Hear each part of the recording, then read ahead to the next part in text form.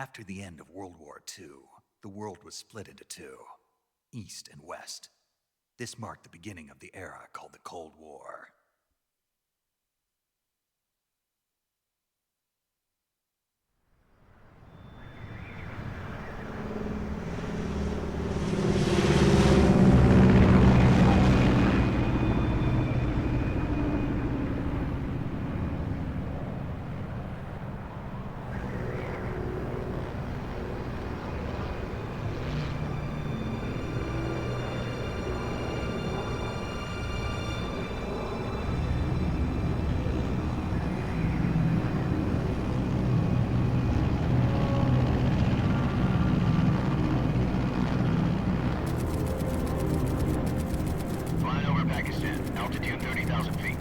Approaching Soviet airspace.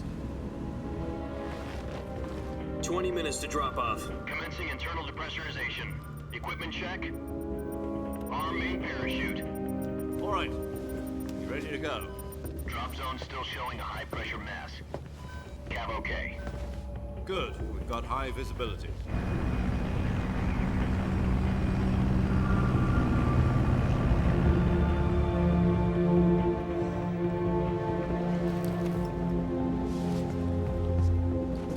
Put out that cigar. Connecting oxygen hose to interior connector. Put on your mask.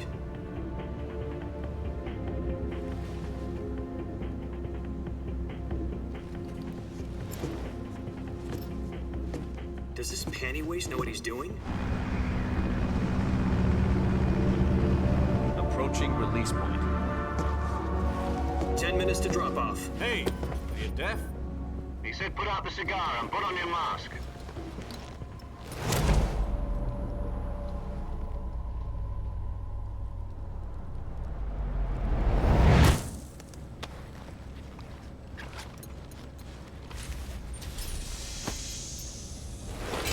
Depressurization complete. Checking oxygen supply.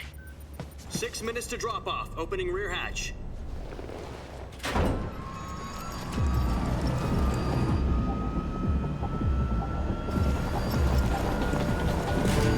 Sunrise.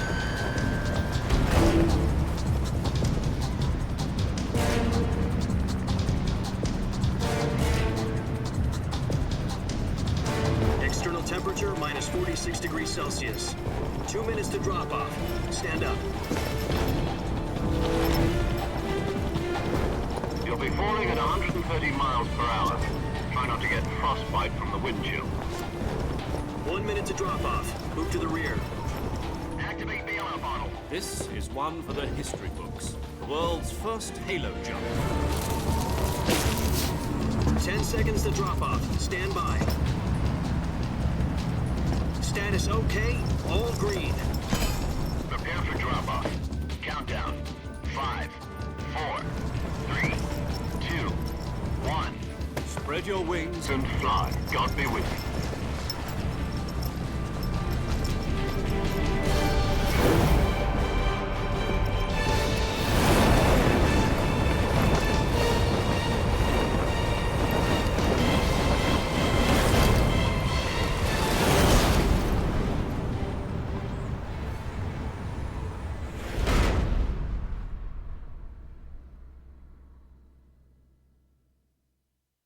Jack, I've got some important news. The head of the CIA has finally given us the green light for the virtuous mission. Virtual mission? No, the virtuous mission. The future of our Fox unit depends on it. If it succeeds, we'll be officially organized into a unit. Virtuous mission? Sounds like some kind of initiation ritual. You know, don't get cocky. This isn't a training op. Right. So what exactly is this wonderful mission? Well, about 2 years ago, a certain Soviet scientist requested asylum in the West through one of our moles. His name is Nikolai Stepanovich Sokolov. He's head of the OKB 754 Design Bureau, one of the Soviets' top-secret weapon research facilities, and the East's foremost expert on weapons development. Sokolov? Isn't he that famous rocket scientist? The very same. On April the 12th, 1961, the Soviets achieved the first manned spaceflight in history. The Earth was blue, but there was no God. Well spoken. The rocket that carried Yuri Gagarin into orbit was the A-1, known as the Vostok rocket. Sokolov is said to be the man most responsible for the multi-engine cluster used in that rocket. After Gagarin's flight, Sokolov left rocket development to become the head of the newly established Design Bureau. From a lowly technician to head of a design bureau, that's quite a success story, so why do you want to defect? It seems he'd become afraid of his own creations. Afraid? Call it a crisis of conscience. And for that, he left his country and his family behind and went over the fence? Not exactly. One of his conditions was that his family was also to be taken safely to the west. We used a mole to get the family out first and succeeded in sneaking Sokolov over the Berlin Wall shortly afterwards. I was the one who conducted the operation. The security on the eastern side was still full of holes back then. Then what? We got Sokolov over in one piece, but the whole ordeal had left him exhausted, and we checked him into a hospital in West Berlin. It took him 2 weeks and more than 600 miles to get from the research facility in the Soviet Union to Berlin. He was in no condition to say anything coherent. And it was only a week later that we had something much bigger on our hands. The Cuban Missile Crisis. October the 16th, 1962, President Kennedy received word that the Soviets were in the process of deploying intermediate-range ballistic missiles in Cuba. The President demanded that the Soviets dismantle and remove the missiles. At the same time, he announced a naval blockade to prevent further missile shipments from reaching Cuba. But the Soviets didn't back down, instead placing their armed forces on secondary alert. Soviet transport ships carrying missiles continued on course towards Cuba. US and Soviet forces went on alert for an all-out nuclear war. Frantic negotiations were conducted through the UN's Emergency Security Council and unofficial channels to end the hair-trigger standoff. Finally, on October the 28th, the Soviet Union agreed to remove its missiles from Cuba, and so the world avoided a nuclear holocaust. But in order to get the Soviets to pull their missiles out, we had to make a deal. You mean the one where the US agreed to remove its IRBMs from Turkey? No. The Jupiter IRBMs deployed in Turkey were obsolete, and we were going to get rid of them anyway. They had no strategic value whatsoever to either the US or the Russians. The Turkey deal was a ruse, a cover story that was fed to the other intelligence agencies around the world. So what did the Russians really want? Sokolov. They wanted us to return Sokolov. You mean the Soviets pulled out of Cuba just to get their hands on Sokolov? That's right. What the hell was he working on? At the time, we had no idea. We were running out of time. It was either give up Sokolov or risk full-scale nuclear war. In the end, we had no choice. President Kennedy gave in to Khrushchev's demand. The next day, I got Sokolov out of the hospital, handing him over to agents on the eastern side. Sokolov kept on screaming, "Save me," until he disappeared from my sight. Then a month ago, we received some new information from one of our moles. About Sokolov? Yes. He was taken back to the research facility and forced to continue working on the weapon in question under KGB supervision. What's more, it's on the verge of completion. So what kind of weapon is it? Something to do with space rockets? No, missiles. Same technology. I guess you're right. We don't know the details, but it appears to be a new kind of nuclear device. For half a year now, the Soviets have been conducting frequent nuclear tests at Semipalatinsk. Something to do with the weapon, I assume. We're talking about a secret weapon so big that Khrushchev was ready to pull out of Cuba to get it back. Is Sokolov still in the facility? No. According to our intelligence, he's in Selino-Yarsk, a place in the mountains about 3 miles to the west that's known as the Virgin Cliffs. The Virgin Cliffs. Nice name for a virtuous mission. They moved him there just recently. Why? Apparently, they're conducting a field test of the weapon, but it's our best chance to get him back. This mission would never have been possible if he was still in the research facility. This is our last chance. Sokolov must have known that too when he contacted us.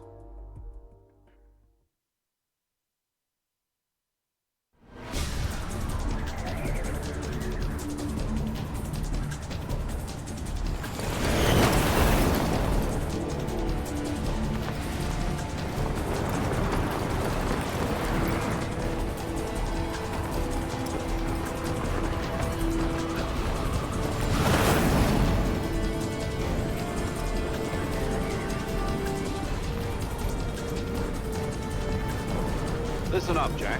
Your mission is to infiltrate Selino Yask in the Soviet mountains, ensure the safety of Sokolov, and bring him back to the West.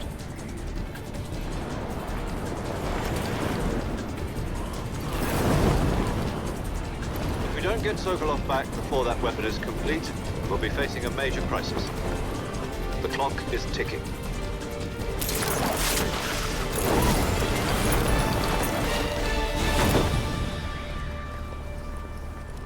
Once we've confirmed the rescue of Sokolov, stand by at the recovery point. A recovery balloon will be dropped at that point. Helium will be pumped into the balloon to inflate it. The process takes about 20 minutes. Once it's complete, the gunship's arm will latch onto the balloon and pull it up. The Fulton surface-to-air recovery system. I'm familiar with the theory. Take it easy. It's been combat proven. Do you think Sokolov is up to it? The shock will be less than during a parachute jump, and the arm can handle up to 500 pounds. So you're planning on going over the border in a single combat Talon? She's equipped with two 6-barrel 20mm Vulcan cannons, as well as two 40mm machine guns. Sounds like she could hold her own against a battalion of tanks. Even with the fuel in the reserve tank, we're facing a 4-hour time limit. If all goes well, it shouldn't take more than a few hours. Home in time for dinner. But if anything goes wrong, you'll be eating dinner, breakfast, and all the rest of your meals in the jungle.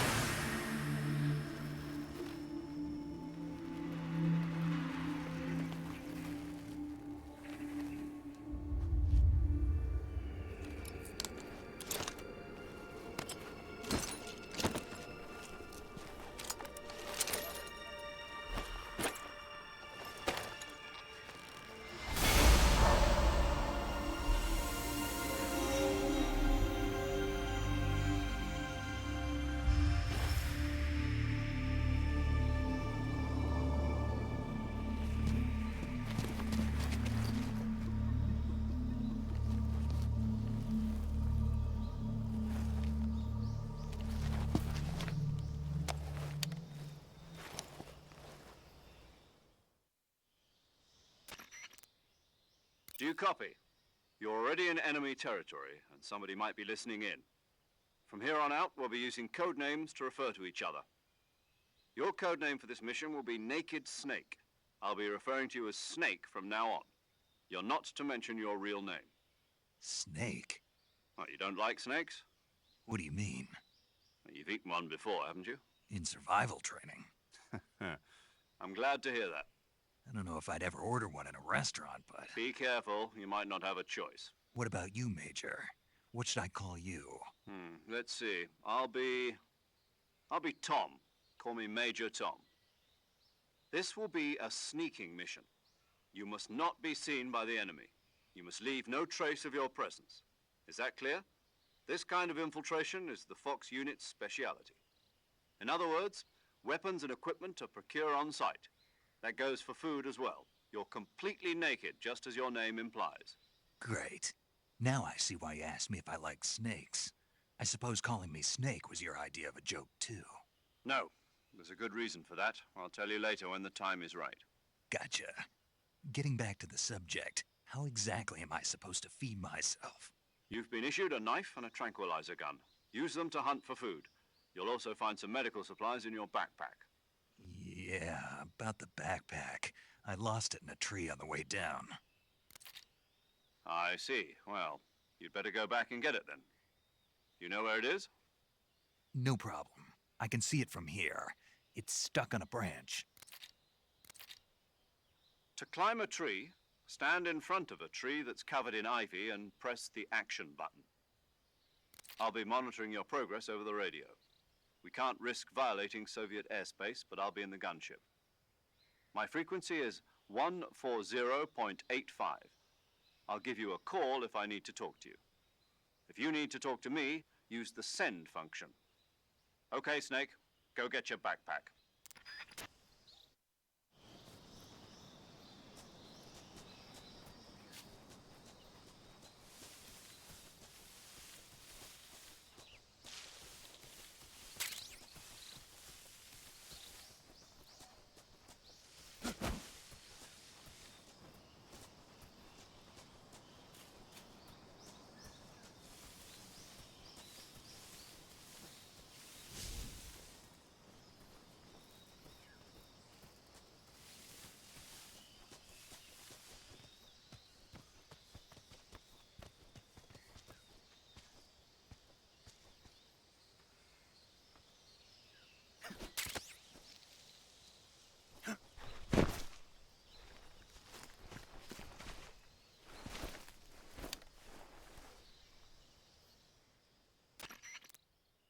I see you've retrieved your backpack, Snake.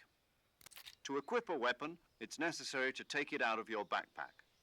In the survival viewer, choose Weapon from the backpack. Your available weapons will be displayed in a list on the screen. From that list, choose the weapon you want to equip and press the Enter button. For other equipped items, just do the same thing from Item. Got it. Use the survival viewer backpack. Yep, that's right. Survival is fundamental to this mission. After you've been out in the field for a while, your stamina will start to drop. If your stamina gets too low, it'll affect your performance. You won't be able to shoot accurately, for example, and your wounds won't heal as smoothly. Keep an eye on your stamina so you don't run out. To recover lost stamina, you can hunt for local flora and fauna. You can use either your tranquilizer gun or your knife to hunt. My only weapon is a Mark 22 Hush Puppy tranquilizer gun?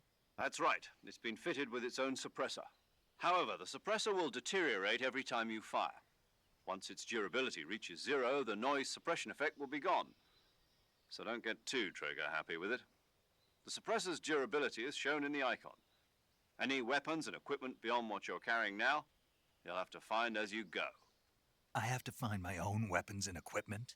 Whose crazy idea was this anyway? Solo covert actions are standard Fox operating procedure. You can't leave any traces of your presence. No weapons, equipment, footprints, sweat, or bodily wastes. The same goes for bullets and cartridges, too. Your presence in enemy territory is already a violation of international conventions of warfare. There aren't supposed to be any American soldiers in Russia. It could spark an international incident. You can't let anyone see you. You can't let the enemy know you're there. This is a stealth mission. You're a ghost, Snake, in every sense of the word. And there'll be no rescue if you're captured. The military and US government will deny any involvement in the affair. Then I'll just have to take care of myself, huh? I'm afraid so. You've been given a fake death pill for that purpose. SIS guidelines stipulate that soldiers on covert ops like this one be issued a potassium cyanide capsule. Tape it to your body so you can take it when you need to. How generous of you.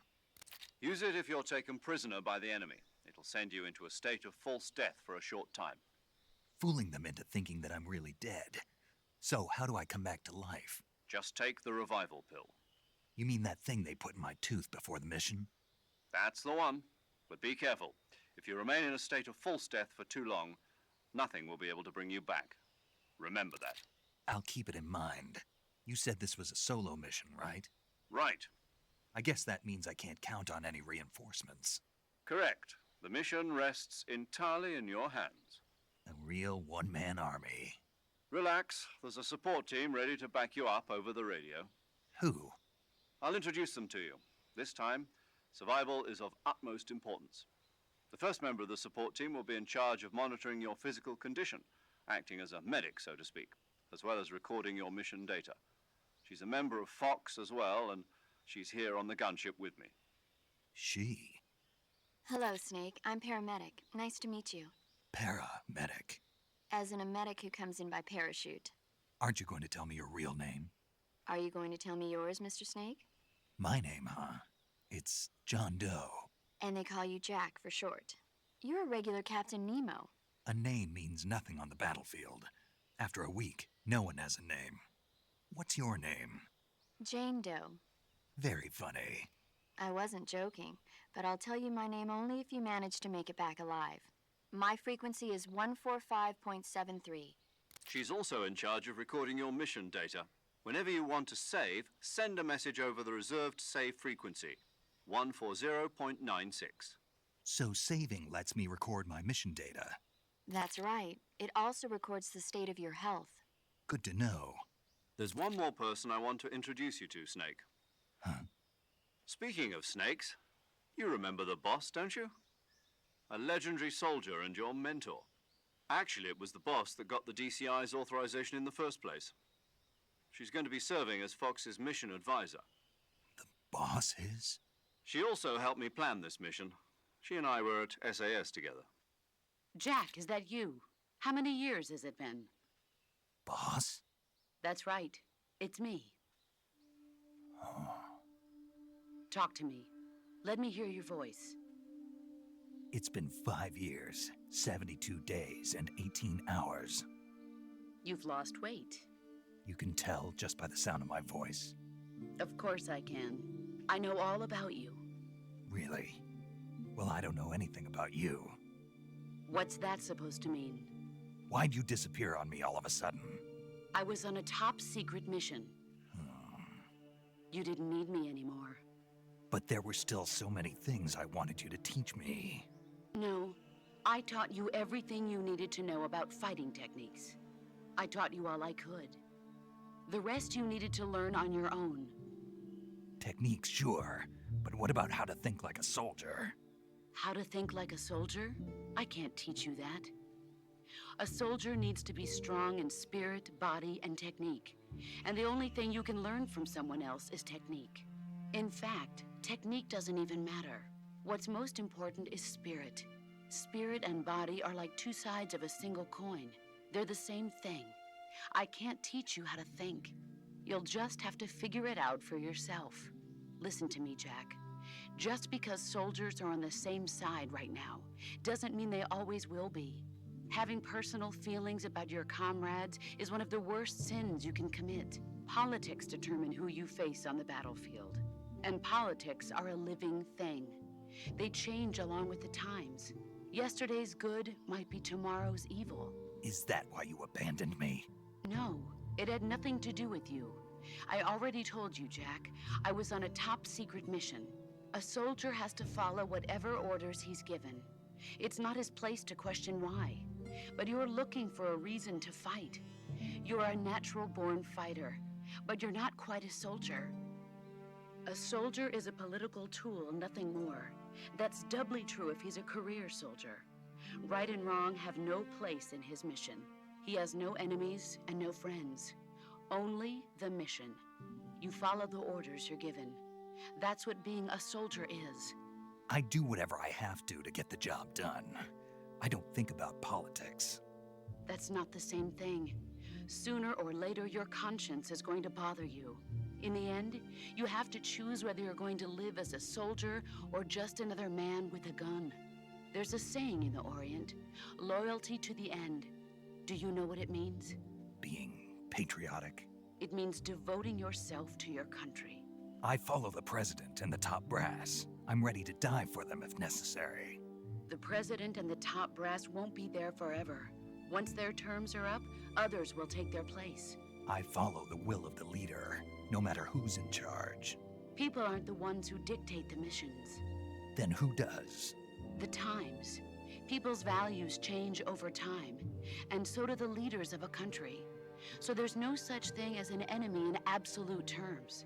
The enemies we fight are only enemies in relative terms, constantly changing with the times. As long as we have loyalty to the end, there's no point in believing in anything, even in those we love. And that's the way a soldier's supposed to think? The only thing we can believe in with absolute certainty is the mission, Jack. All right, but do me a favor. What is it? Call me Snake. Snake. Oh, right. Your codename is Snake. It suits you well. That's right. The legendary unit that the boss put together during World War II was a snake. The Cobra unit, a group of heroes that brought the war to an end and saved the world. As long as you've got a legendary hero backing you up, you'll be fine. Isn't that right, Snake? Yeah, I can't think of anyone else I'd rather have with me. Oh, and one more thing, boss. Yes? It's good to hear your voice again. Same here. After all, who knows if either of us will make it out alive? Snake, you are always best at urban warfare and infiltrating buildings. But this is the jungle. Survival is going to be key. Those CQC techniques I taught you are sure to come in handy. CQC? Close quarters combat, huh? I've been in the Green Berets for the past few years. I'm probably pretty rusty. Not to worry. I'll be here to help you remember. After all, this is your first actual survival mission. I'll be supporting you over the radio. Where are you, boss? Next to the Major? The boss is communicating with us by radio from aboard a Permit-class submarine in the Arctic Ocean. My frequency is 141.80. Call me if you need my advice on battle techniques. Gotcha. Your mission is to retrieve Dr. Sokolov. Dr. Sokolov is being held in an abandoned factory located to the north of your current position. Avoid heavy combat and don't let anyone see you. Don't forget that this is a stealth mission. Snake, try to remember some of the basics of CQC.